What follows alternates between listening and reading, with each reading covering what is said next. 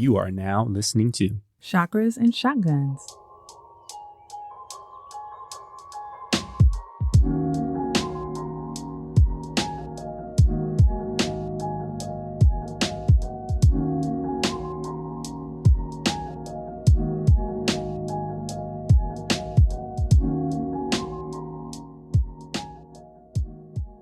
Welcome back to Chakras and Shotguns. This is episode 45. I'm Mick. And I'm Jen. Welcome back. How are you? I'm good. I've been going through a really interesting Bible study. It's called the Metaphysical Bible Study. And it's with Julian Gordon. I mentioned him before on the show. He wrote a book about money and manifestation that I really like. And yeah, he just decided to kind of host or facilitate this online Zoom Bible study. And I thought about it as we were preparing for this show because we're going to get into a little bit of astrology. There is a verse in Genesis 1. We've been going kind of from the beginning of the Bible in this Bible study. And in Genesis 1, it talks about when God created the stars and how the stars were meant to be used for signs. And that's basically what astrology is. So I don't know. I just find it interesting that a lot of times I feel like I've been in kind of traditional Christian spaces, churches, and they have criticized people who are into astrology and actually use it for signs, for divination. So yeah, that's just something that was on my mind, and I think it's relevant to this episode. And I just feel like I'm getting a new perspective on the Bible and really just enjoying this whole study. Nice. I get of course I get tidbits from you, like as you're preparing for the Bible study. I'm not in the Bible study, child. I got 6 jobs. And I've said it before, unlike Kevin Gates, I get tired. But I get tidbits from you, and then of course from my TikTok algorithm, I get a lot of videos from people who call themselves evangelicals or like biblical scholars who talk about things and how in modern day we interpret the Bible, but it's wrong because of the context or the translation's off. So very interesting. I am not studying the good word. I actually, for this portion of the show, I was going to talk about how I'm into romance novels right now.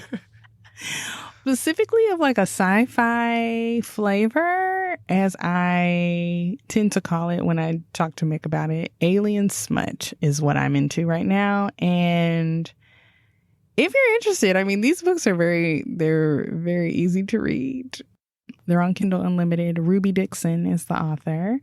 But I'm kind of taking a break from those and getting back into some of my more spiritual, metaphysical type reading. So I'm juggling a couple of books right now that can't wait to talk a little bit more. I'm going to be like a huge tease and not even tell you what books I'm reading until I'm ready to tell you more about them. But there will be a tie-in. It will make sense. I sound like somebody's spirit guide. Just hold on. All will be revealed. And so, yeah, so I'm reading some really, really juicy books about just how we think about the world at large, how we think about God, how we think about our purpose here, how we think about how we educate ourselves, the systems that we live in, et cetera, and so forth. So all very, very exciting. Yeah, definitely exciting. I'm enjoying also reading some additional books as well. Juggling is definitely the right word for it. I feel like I have like 4 different books going at once right now. Very, very manifesting generator energy going on with me. Well, are you ready to get into some breath work? Yes, let's do that.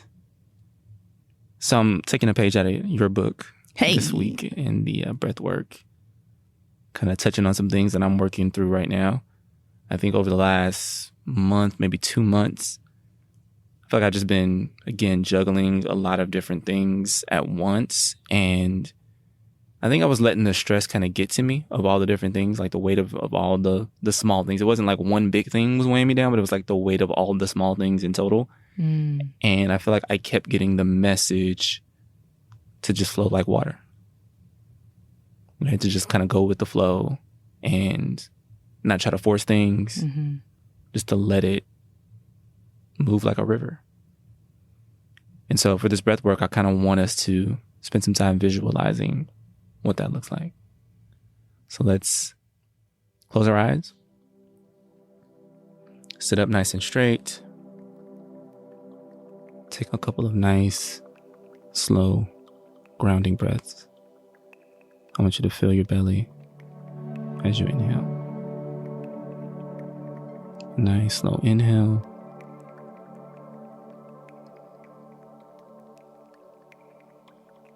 And push the air out through your mouth.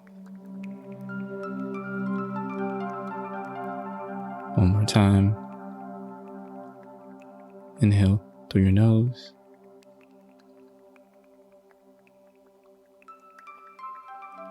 And exhale slowly through your mouth.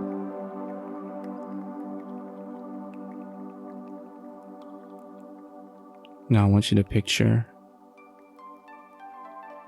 being out in a nice forest. And you see a river that's slowly moving.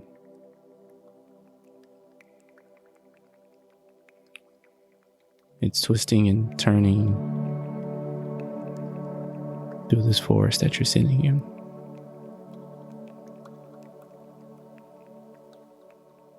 Just picture the water moving effortlessly, nice and slow through the turns.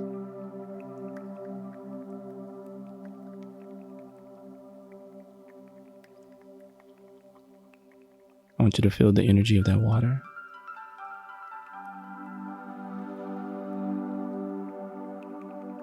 See how it navigates around the rocks and moves along the path of least resistance. It doesn't need to force itself. It just makes its way along that path.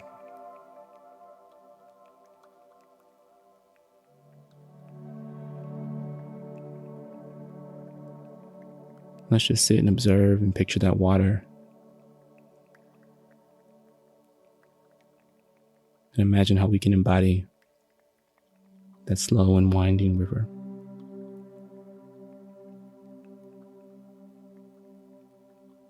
With each breath,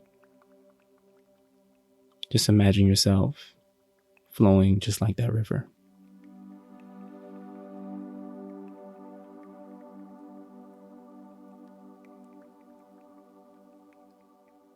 What's for you is for you. You don't need to force it. Just flow like water.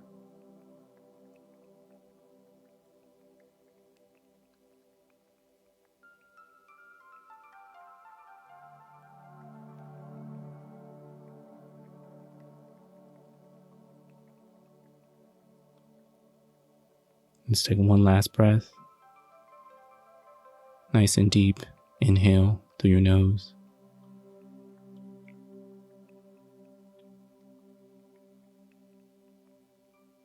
And out through your mouth. Slowly open your eyes. And we'll get back to the show. Thanks, Mick. As you were doing the breath work, I knew the topic, and in my head, I was like, oh, I should say something to him about, like, I visualized the shallow part of a river with the rocks and how the water just kind of skims over. And I was like, oh, I should have said something to him about that before he started about, we see each other, boo. You see, linked, honey, in communication, mentally, telepathically, darling. Yes, indeed. So, no, that was dope. I find that when I'm trying to remind myself of those things, I'm trying to control too much. I'm trying to hold on to even, and it's not from a controlling perspective. It's just like, I have to do these things. I got to do this, and this. And that requires a certain amount of control because you have to do it, right? Yeah. And that we're trying to hold on so tightly to everything that has to get done. And just be like, you know what? It is what it is. Mm-hmm. Just gonna let it flow. We were supposed to go to the movies today. That had to go out the window. So, moving with ease. I love it. You ready to get into the main topic? Yes, let's do that. So today, guys, we are diving into dun dun dun the boogeyman of astrology, that is Mercury retrograde. Yeah, we're about to enter into a Mercury retrograde period, or as some people say, Mercury's in Gatorade, on May 10th. So we thought it would be the perfect time to dive in and talk about it. And just before we get into it, I guess this is probably a good time to say that if you're behind on Chakras and Shotguns, catch up, because sometimes we be talking about stuff that's in real time and you need to know about this because we're trying to get you the info on time. That is fair. So let's start by spending some time reviewing the planet Mercury and what it represents in astrology. Mercury is all about communication and thinking. If you remember anything about Roman mythology from school, Mercury was the messenger of the gods that could travel from Olympus all the way to the underworld to deliver messages. I think I thought of him as like the postman of like the pantheon. I mean, he kind of was. Was there a pantheon? Yeah, that's what it's called. Wait. Okay, I'm about to get off task. Who is Mercury's equivalent? Hermes. Okay. Or Hermes. Trying to carry that bag, you know what I'm talking about? You can, back on task, you can think of that mythology when thinking of the aspects that the energy of the planet Mercury controls. Yeah, so like in the modern world, we can feel the energy of Mercury influencing our phones, DMs, emails, the streaming services, and, Amazon Prime, 2-day shipping, delivery services and whatnot. Mercury is also related to the intellect, memory, logic, reasoning, witty banter, as they say on Love Island, which is that ever going to come back? But that's neither here nor there. These are all ruled by Mercury. Yeah, so if you go back and listen to our episode that we did on natal charts, we talked about how planets appearing in certain signs and houses reveal different aspects of your personality. So hopefully you have run your birth chart and you can go and take a look at it and find where Mercury is and note the sign. This will tell you how you tend to make decisions, how you communicate, and your mental nature. For example, my Mercury is in Pisces, and I'm sure much to Mick's chagrin, this means that my communication is not very linear.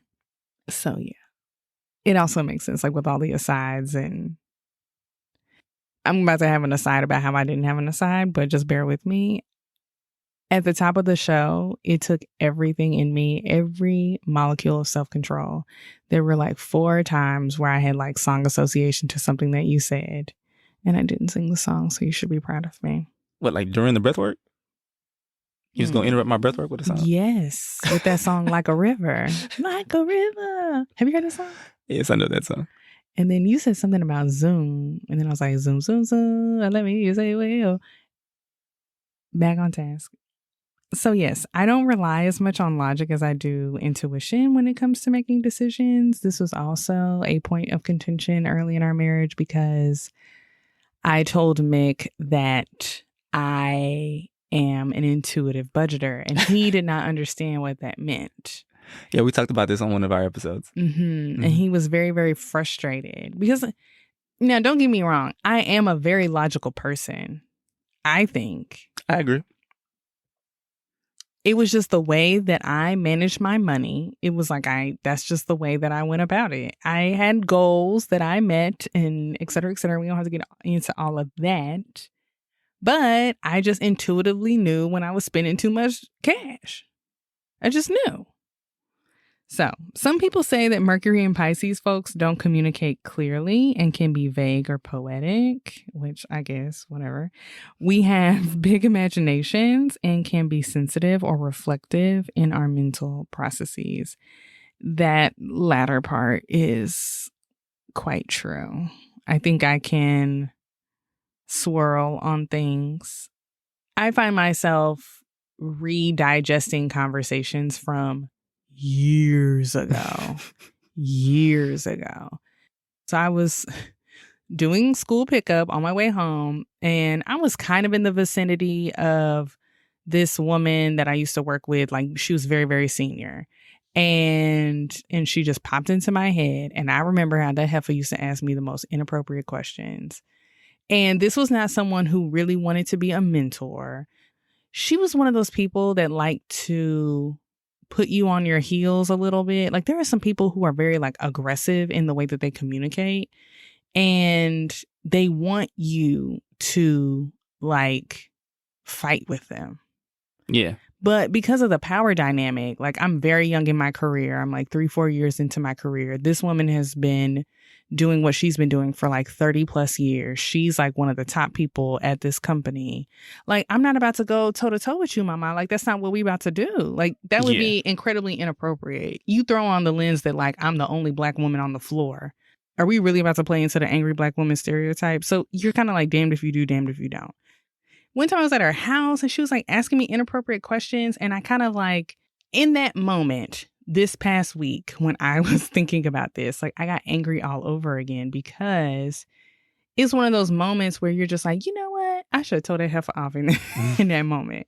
But then you know that you can't. But I think like it just brought up some old emotions of, why did she think she could talk to me that way? Why didn't I say something a little stronger? Or why didn't I like put my little finger hat on or whatever, like from Game of Thrones, and been like, you asked the most interesting questions? Or, well, surely, well, I don't think that that's an appropriate question for you to ask, or something to deflect and make her look stupid. I hear you. I can definitely see it in a lot of instances with us where you'll be telling me about one subject. Like, you may be telling me about like a real estate project you got going on, but then like without actually signaling that there's a new subject, you will just launch into something else in great detail. And I'm like, can I get a signpost? Can I get a mile marker? The bridge was completed in my head. Mm-hmm. I know. And also like throwing some human design in there. That's what I do. Mm-hmm. Mm-hmm. So my mind's connected to my throat, and I've already like connected the hip bone to the leg bone, and we down to the shin, and you got to catch up. But you be like, hold up, wait a minute. Catching up will require that I know where we're going. Wow. You just changed direction on me. With that being said, what does it mean for Mercury to go retrograde? Yeah, so to understand retrograde, you kind of need to understand vantage points. So we're sitting on Earth looking out at different planets and how they move, while at the same time, the Earth is also moving. So that can cause distortions in our kind of perception of movement. We say that a planet is in direct motion when it appears to move forward along its orbit path. And from an astrology standpoint, when a planet is in direct motion, their energies move smoothly and direct. And retrograde is basically the opposite of that. So in retrograde movement, the planet appears to be moving backwards along its orbit, and the energy is obstructed or reversed. So to me, I think about when I used to live in Chicago, and we would be riding on, the train to go to our office out in the suburbs. And so we would look out the window a lot of times, and even though the cars were actually moving along the same like street or like the same route as us, they appear to be moving backwards because our train was moving so much faster than the cars. And that's basically what's happening with the Earth and the other planets. Like, if one of them is moving faster or slower, the other one's going to appear to be moving backwards. And so at a given vantage point, Mercury appears to be moving backwards. Does that make sense? Yeah, it makes sense. And I actually remembered this from physics. So you're not the only physics nerd on this podcast. So how about that? Yeah. So if you think about Mercury, quick-witted, slick-talking, witty Mercury, the energy of it when it's in retrograde is basically in reverse. It's more introspective and subdued in expressing itself. Mercury typically goes into retrograde 3 or 4 times per year, and the retrograde lasts for around 3 weeks. So astrologers have been talking specifically about Mercury retrograde since the 1700s. Almanacs geared towards farmers would mention it, and later in the 1800s, it was associated with times of heavy rainfall. Back then, there was no mention of the doom, gloom, and disaster associated with Mercury going into retrograde. So you're probably wondering, why are people scared of Mercury retrograde now? Basically, it's capitalism. I mean, it's clickbait. Bad news sells newspapers. So back in the day, they were putting horoscopes in the newspapers, and they were talking about the different movements that were happening, and they were like, yo, everything's going to go to hell during these 3 weeks, and it's going to happen, 4 times throughout the year. That's going to help move units. Can we talk about just like how clickbait is out of control? Yes. Like, it's getting worse. Like, 5 years ago, I was so tired of the articles that were like 7 ways you can spruce up your closet this spring. 9 ways you can get a jump on shopping for a new car. It was like always a list. And it'd be a slideshow that you have to click through. Oh my gosh, the freaking slideshow with the ads. But now, so because we have small kids, we are incentivized to watch movies at home via streaming. It's just easier. We don't have to plan our schedule around it. And so I will look up when something is going to be streaming. So for instance, the new Spider-Man movie, when is that going to be streaming? I saw an article, when the new Spider-Man is going to be streaming. I clicked on it. They said, when is the new Spider-Man going to be streaming? We don't know. Why am I here? To get served these ads. But yes, that money, honey, ad dollars. I wonder too if it's just, it does make you wonder. It's like the chicken or the egg. It's like, is it corporate branding and like all of that? Are the people who are actually like organically into astrology, they don't seem to be that scared about it. Yeah. But I think maybe the more commercial brand of astrology and how that gets distilled down and how we receive it makes it a little bit more tricky. Yeah. So let's talk a little bit about what really happens during Mercury retrograde. Mercury during retrograde tends to be at its closest point to Earth, and we feel a really strong energetic pull coming from Mercury. The energy basically is asking us to slow down and really process things. So instead of continuing to plow forward, which our society constantly pressures us to do, we're really being asked to kind of slow down, catch up on things that we rushed through or didn't do, be more thoughtful and deliberate. You will experience wires being crossed. That happens a lot during Mercury retrograde. You could have sworn that you replied to that email or text, but you didn't. Things aren't as clear. You told someone to meet you on Tuesday, but they thought you meant next Tuesday. Forgetfulness is another big thing that happens. Mercury rules memory and intellect. So you'll lose things and can't remember what drawer something is in. Just as a quick reminder, make sure you're writing down where all your prepping supplies are, because if there's like, something goes down during Mercury retrograde, you might not remember where they are. We already talked about that during our Prepper Spring cleaning episode. Child, you got to remember where the list is. Put it in your phone in a note or something so you have it there. Also, travel disruptions are something that is often noted as a part of Mercury retrograde. Mercury rules travel. Remember, he was in mythology the god that can go from Olympus all the way to the underworld. So travel is part of Mercury's domain. Astrologers, I think, talk, or at least they were talking about on different articles that I saw about how Mercury retrograde can cause disruptions. I actually, wanted to test that a little bit. I'm a nerd, so I was like, let me go look up to see if anyone has like done the work to validate that effect. That seems like something that we can probably quantitatively see, like, forgetfulness and like bad email, etiquette or whatever. It's kind of hard to like quantify. Like I thought I sent that email, but I didn't. Like, you can't really quantify that. But I was like, there's some data on like travel disruptions. We can go like see what's up with that. And so there was actually a New York Times article back in 2006, and they looked at LaGuardia Airport during Mercury retrograde, and they compared it to like non-retrograde. Mm-hmm. And they saw that flight delays were about 2% higher, and baggage mishandling was around the same, like almost 2% up as well. So, I mean, this isn't like a huge jump. So it's probably like a bit overblown, but it's enough to like take some extra steps to anticipate some potential problems. Mm. So, sounds like the Hot Mess Express is on its way. How should you approach Mercury retrograde? Number 1, don't worry. Don't worry. Don't worry, be happy. Maybe take on that whole vibe, a little Jamaican type feel. Like, just chill. Mick said it earlier. Number 2, slow down. Sit your ass down. You're trying to do too much.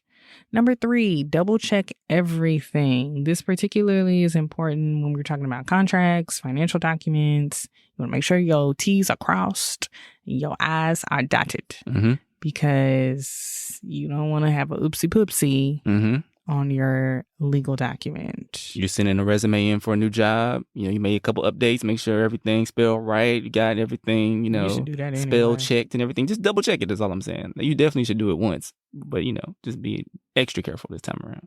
I think sometimes I'll hear people say like, "Oh, don't sign any contracts during Mercury retrograde." And it's like, well, dang, I got big shit popping, little shit stopping, I can't just wait. Got deals to do. Time is money, baby. Okay. So just double check everything. Just go over everything with a fine-tooth comb. Even if normally that's something, and this can be in work too, just like your emails or any documents, when you're pushing that paper, just make sure your stuff's right, because it could be a mess. I'm actually, thinking through in real time some things that they might have messed up at work that I probably need to double check, especially as we go into Mercury retrograde. Anyways, arrive early for travel.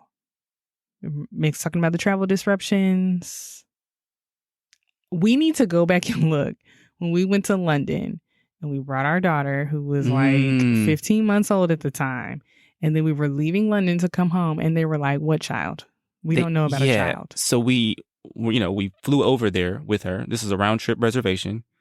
We flew over there with her. They had no record of her being on the flight that arrived in London. And so we come to the airport for our return flight, and they're like, "You have a child with you? Like, there is no record of her being here." So I thought we just like found a little black baby on the streets in London and was like, "We're going to take her back home with us." Like, and she looked just like a daddy.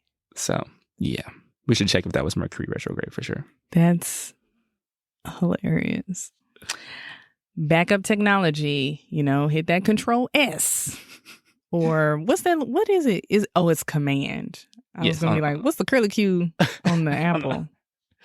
So what's funny is when I was writing some notes for this episode, I got the little message. It was like, it's been 40 days since you last backed up your computer. I said, oh, shit, where's my thing? I pulled it out. I was like, retrograde is coming. Let me go ahead and take care of that.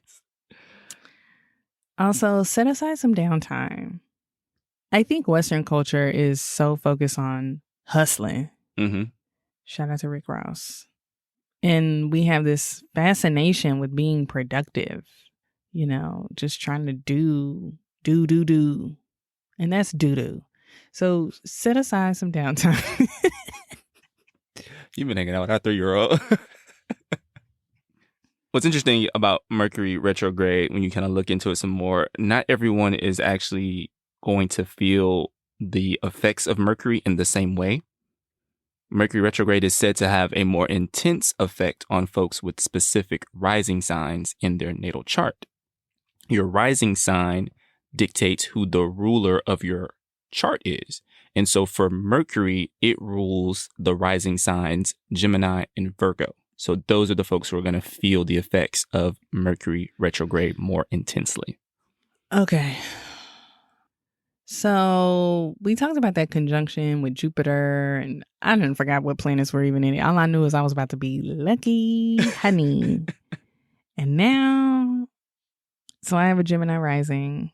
So I guess I'm going to feel this one. We don't get into it because I already got something to share. So let me ask you this. my Mercury being in Pisces. So I'm going to feel the effect because I'm a Gemini rising. And then my Mercury is in Pisces. Does that mean anything? Your Mercury in Pisces says specifically things about your communication style, right? Yes. And so communication is going to become even more introspective during Mercury retrograde. So like for your style. So I'm about to be confusing my damn self. Yes. So I'm about to be talking non-linear in my head. Cool. With my Gemini rising, that means I need to be even more focused on how I communicate and slow down. So let's talk a little bit about the Mercury retrograde shadow period. This is something that I recently, in the last couple of months, learned about. The shadow period, aka retro shade, that sounds like something that Bravo made up, but it's fine. I saw it on some little blog.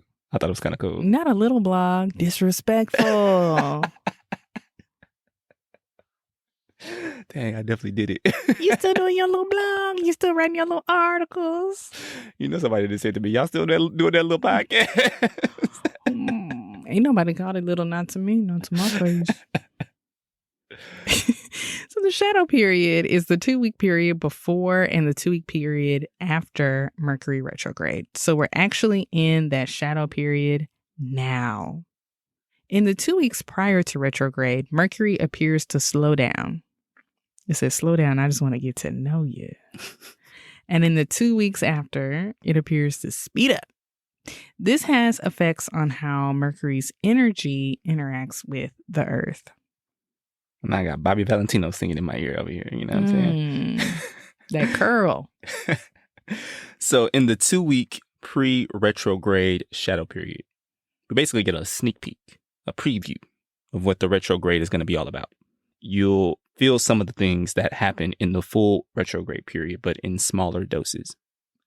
In the 2-week post-retrograde shadow period, Mercury is speeding up and retracing the same zodiac path it took during the retrograde, except it's now moving in a direct forward motion. So you may have to deal with some of the same situations and issues that came up for you during the retrograde period. Okay, so boom. Now that we're through the academic description of pre and post retrograde, let's get into it. This week, yesterday, okay?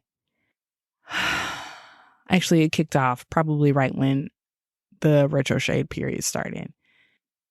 Woman asked me, hey, can you set up some calls with people at your company?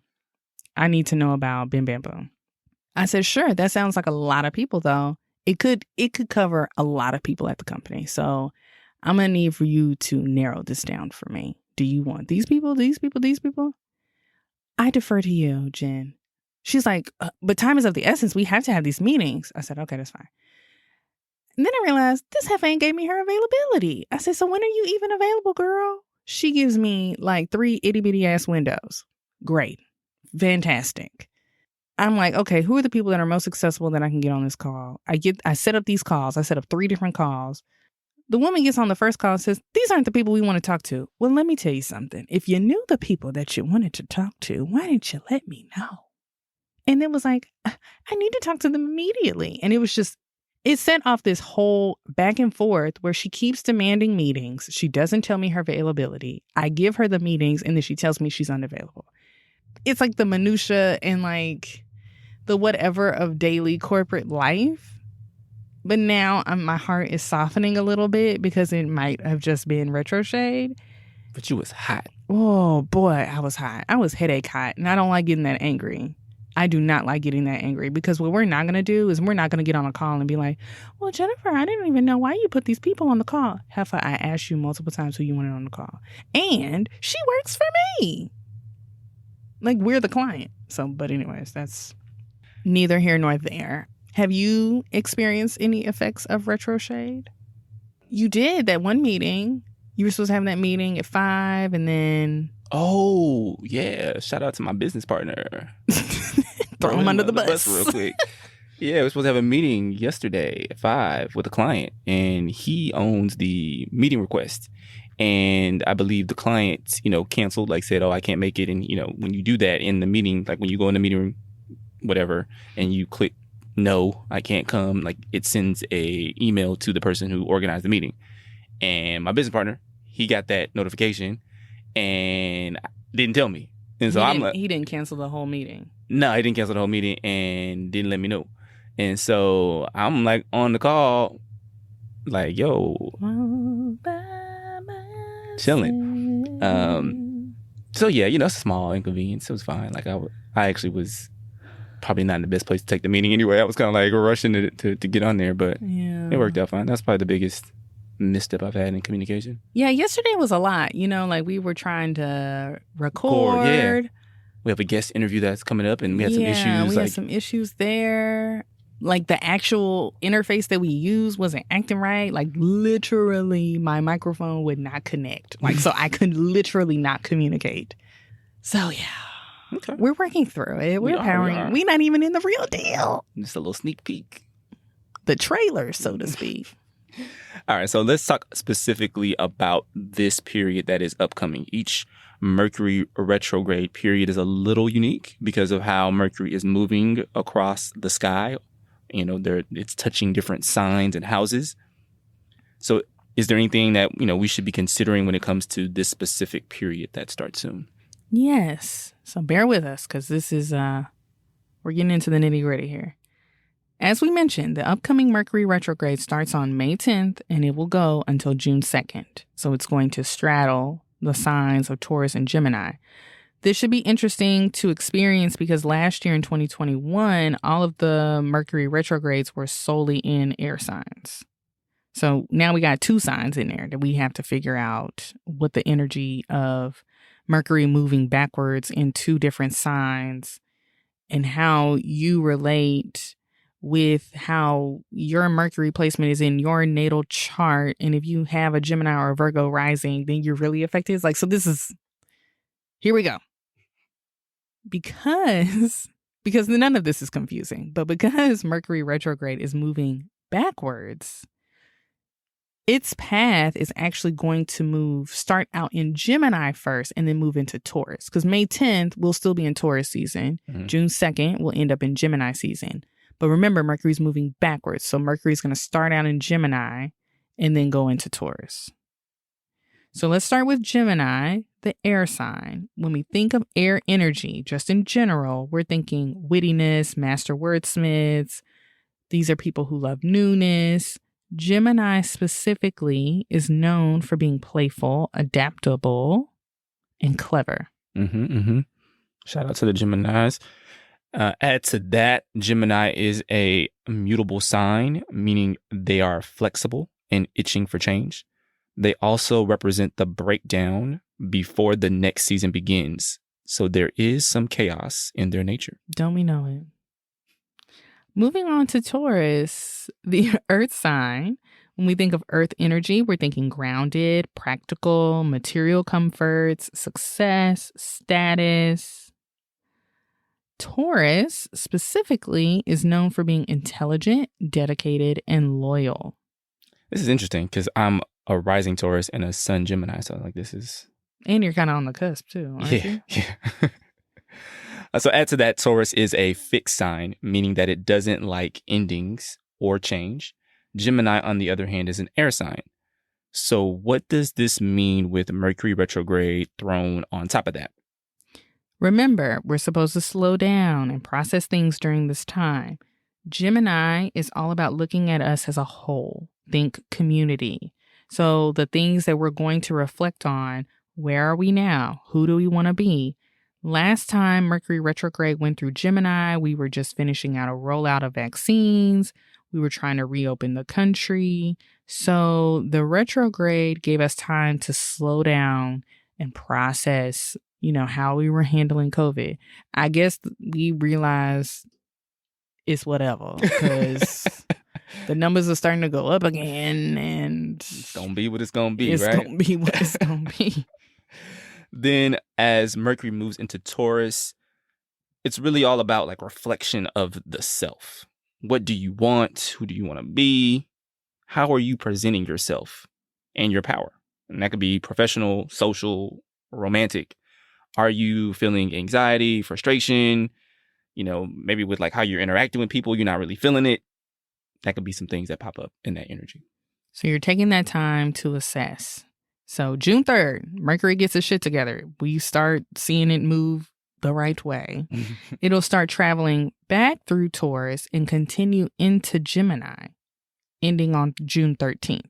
And now, in that period, we're putting all of that reflection into action. So with this context, the lessons that you've learned, you're kind of like assessing. You're taking an assessment of these things in your life and in your community and how you interact with others. So with this context, it's truly an opportunity to do better and be better.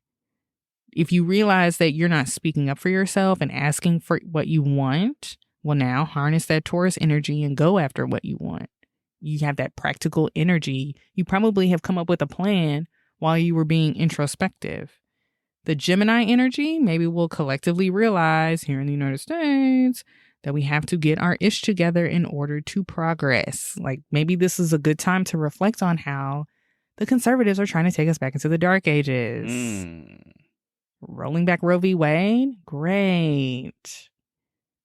Did you see that some of these laws that they're putting out, ectopic pregnancies are also you cannot terminate, which aren't viable pregnancies at all? Yeah, there was a senator saying that the fetus is more important than the mother, like without any like exceptions. Are you going to raise the baby if the mama did? He sure ain't. Looking ass. He probably don't even know how to change a diaper. Love and light. I know, I'm about to go off on a whole tangent. I know where you're going. Where am I going? Actually, I don't know where you're going. I never know where you're going. It's not linear, my love. I know. I was like, I can take a guess. It may be right. I have a couple of places where I'm going. Number one, an interesting TikTok that we watched just today about babies and souls. Oh, yeah. And that our souls are eternal. Mm-hmm. Side note, we should do an episode on reincarnation. Yep. That our souls are eternal, that we've been here before, that we've lived an infinite amount of lives, or at least a number of lives beyond our own understanding. And that abortion does not kill the soul. Exactly. It's something that we can't even comprehend. The second place where I'm going is there is a certain level of enlightenment, detachment. I think we label a lot. You and I were having a conversation about this. It's like bad or good or evil, ugly or pretty. No, I don't know. No. But like how we try and put things into buckets, and that, you can't really say that the sum of something is bad. Mm-hmm. It might have bad qualities or evil actions. And so that can be very difficult, especially when there are groups of people driven by greed, fear, racism, power, capitalism, that are trying to hurt and harm and control others as much as possible. And it's hard to not be like, fuck those people. Mm-hmm. But in this spiritual journey, it's a calling to like rise above that. Mm-hmm. I think it's a harder... I saw a TikTok where some guy was like, yeah, that's why I don't even watch the news, because that just keeps me in that vibration of fear. And I was like, well, baby, that's real cute for you as a white man. You don't have a history of oppression in your background. Like if you do, it's like your great grandmama was Irish when she came here in Ellis Island. Like that's not what we talking about. So I think it's a taller order for marginalized communities to ask them to not look at their oppressor as oppressive and evil. Mm-hmm. So yeah, that's something that I will be working on, I'm sure, for the rest of my life. Yeah. I think as I read some more into the books that I'm reading now, I probably have more thoughts on that. I'm still trying to formulate my opinions when it comes to like detachment, letting go of the ego, removing labels. Like, yeah, I don't even really want to go into it just yet, because I'm still trying to like figure out where my stance is on it. You know what I mean? Mm-hmm. I think there's a part of me that's just like, I don't feel like the other side is even willing to fight. Like the powers that be. If we're talking liberal versus conservative, I feel like this like reaching across the aisle and we're still friends. I didn't watch the video, but apparently Biden was somewhere talking about there were segregationists and we could still eat together in the cafeteria. Baby, what? If that wasn't an indictment of getting all of these octogenarians out of politics, I don't know what is. But there's a part of you that's just like, you want to shake them and just be like, we have to fight for something. You have to fight for your rights. Like, nobody's going to give it to you. Yeah. You can't. There's an element of like, you can't wait for someone to decide that you're a human being. Yeah. And while the spiritual journey is like, and literally these are things that I tell myself is like, I am a human being. I am powerful. I am abundant. I am deserving of love. I love myself. Like, I can tell myself all of those things and I fully believe them. I can't like just be like, oh, so-and-so will believe that too. Like, I can't just like sit back and decide that. Yeah. That's another problem for another day. But yes, Mercury retrograde. I don't know how we got where we went. It wasn't linear, I'll tell you that. Yeah, sure wasn't. So yeah, guys. I think hopefully in this explanation of Mercury retrograde, we have dispelled some of the myths, reduced your fear and anxiety, allowing you to flow like water through this time of Mercury retrograde. It's really all about what you make it. Are you going to take the time to slow down and reflect? Or are you going to try to push forward and deal with some of the forgetfulness and crossed wires that may occur? I'm really glad that we did this episode for like our own educational purposes too, because the conjunction we talked about, other things that we talked about is you start to see like the fear mongering is like a very shallow understanding of it. Mm-hmm. And while there can be downsides, if I were to put some corporate speak on Mercury retrograde, I would call Mercury retrograde an opportunity, not a challenge. When on your review, they'd be like, opportunities. Start double checking your work. There's typos everywhere. When it's really like, girl, you're not doing a good job. But there'd be like, opportunities. Yes, indeed. Yes, indeed. All right. So I think we're going to get out of here. As always, hit us up in our email, chakrasandshotguns@gmail.com. Share some stories. Let us know how y'all feeling the Mercury retrograde energy. You can also hit us up in the DMs on IG. We have a Facebook page. We're on YouTube. We're on TikTok. If you'd like to join our Chakras and Shotguns community, help us pay some of these podcasting bills, you can support us on Patreon. And finally, if you're loving the show, please subscribe and give us 5 stars wherever you listen. Namaste.